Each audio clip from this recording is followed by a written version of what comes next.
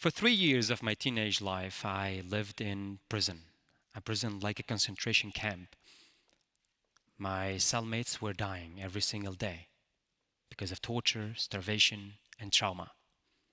And there were rules set by the guard, and we had to follow them. Rule number 1, you're not allowed to speak. Rule number 2, God is locked in a cell in the basement. Don't beg him for help. And rule number 3, don't get close to the door.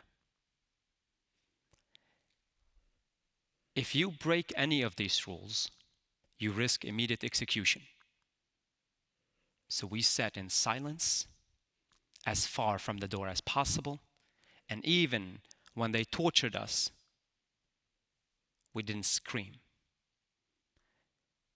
Because the guard knew that words build relationships, and faith keeps hope alive. And being able to imagine makes freedom possible. We were placed and squeezed in small squares next to each other, our wounds rubbing each other. But we didn't really know each other because we didn't speak and we didn't dare to challenge the rules of the guard. And so far, the unspoken kept existing until one day, the guard hit me so hard that my shoulder split open. And in silence, I was trying to stop the bleeding. And that's when I felt a poke. And then I whisper from the cellmate next to me, "Hey, I'm a doctor. Let me help you." And you have to remember, in that place, you're not allowed to speak. If you speak, they execute you. So as soon as he made a noise, the other cellmates look at him, warn him with their eyes and a finger from their mouth. Because you're not only risking your life, you're risking the life of others around you. But he didn't really care. So he kept whispering to me and helping me with my wound. And a moment later, the guy on the other side said, "Hey, I'm a psychologist. If you want to ever talk about our trauma, I'll be happy to whisper." And suddenly I realized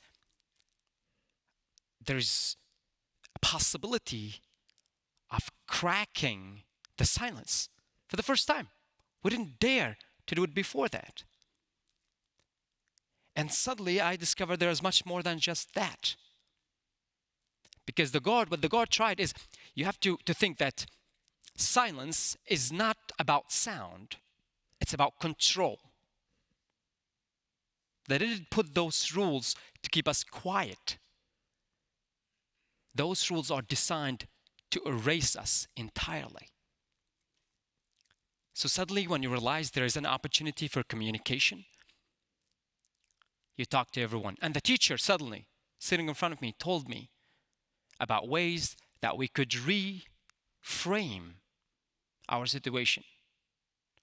And he told me, you shouldn't believe that this is prison.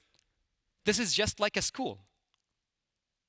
And in a place where I had nothing else to do, nothing else to believe in, I had to believe that I was a student. So I tried to learn as much as I could. From the doctor to my right, I was taught how to take care of my wounds and how to take care of the others and their wounds. The psychologist on the other side talked to me how we can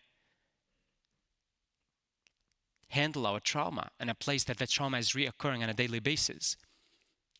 And then we have a lawyer talking with me about how can we negotiate fairly. And you have the teacher telling you again how to redefine your world. Because your world is sometimes defined by the way you name things. So we decided that we need to change the names of the things that we're going through. We sat in those small squares, squeezed to each other. We learned from each other on a daily basis. Well, we decided this is just like a school, and every school needs to have a name. So all the suffering we were going through, all the learning we were gaining on a daily basis, the system of whispering we were exchanging on a daily basis, we decided to name everything the University of Whispers. And from there, we started to realize knowledge has its ways of coming, despite the fact that we were forced to be silent. It's like, it's like the roots cracking out of the concrete floor. So you would sit, and the doctor and you, we would talk. All right, there are so many wounds, there's so much infection. How do you handle infection? How do you take care of your wounds in a place where you actually have no resources at all? How do you recognize if someone far from you has fever? Right? And what can you do to help people survive a little bit longer? In exchange, I had to do something, because remember that I'm young. I have no knowledge to channel, to give to anyone. So I have to gain this knowledge, but also contribute with everything I learn. So I would need to take care of the wounds that the doctor himself cannot reach. And the psychologist and I would talk about the mind, trauma. How can you recognize when someone is about to fade away? Someone is about to need you to pull them back.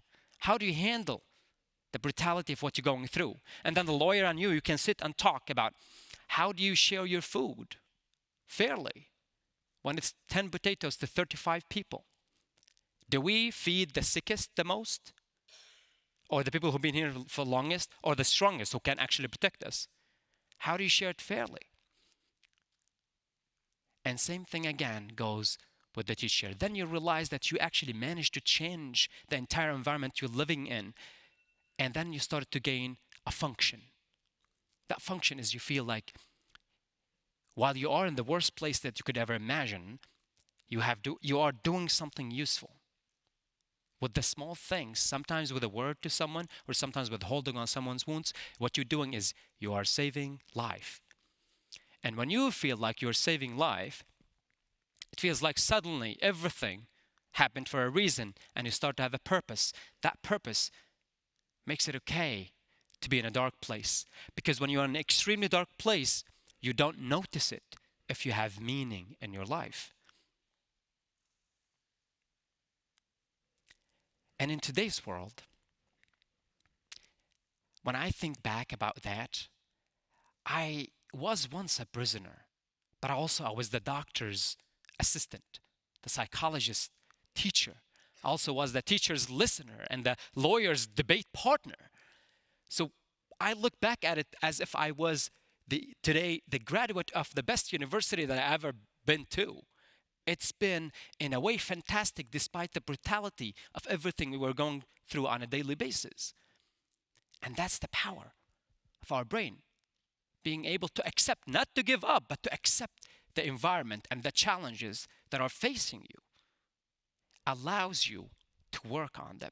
And in prison, I learned the most important lesson that I ever thought I would learn. Survival is not a solo act. No matter how strong you are physically or mentally, when they break your arms and your legs, you need someone to carry you. And if you don't have someone to carry you, you will die.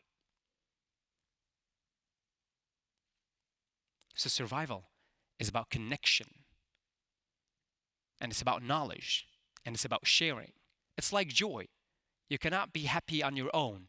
It's a feeling you have to share with someone in order for you to be able to feel it, to really feel it. But you don't need necessarily to be in prison to feel silenced or to feel imprisoned. How many of us today are imprisoned of their own imagination? That could be because of your self-doubt, maybe of oppression, fear. The young girl in the classroom who really wants to speak up, but she doesn't dare because she is afraid of being wrong.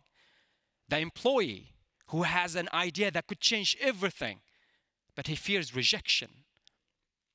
The refugee who had to go to the other side of the world where his language became suddenly a barrier, where his identity becomes a stereotype. The activist who is trying to fight in a world where speaking the truth is so dangerous. We have to realize that those limitations exist everywhere. But the most important thing we have to think about is that when you are silenced the most, it's when your words matter the most. So how many voices do we have unheard today? They're not silent because they have nothing to say. They are silent because they have been told to be silent for so long time.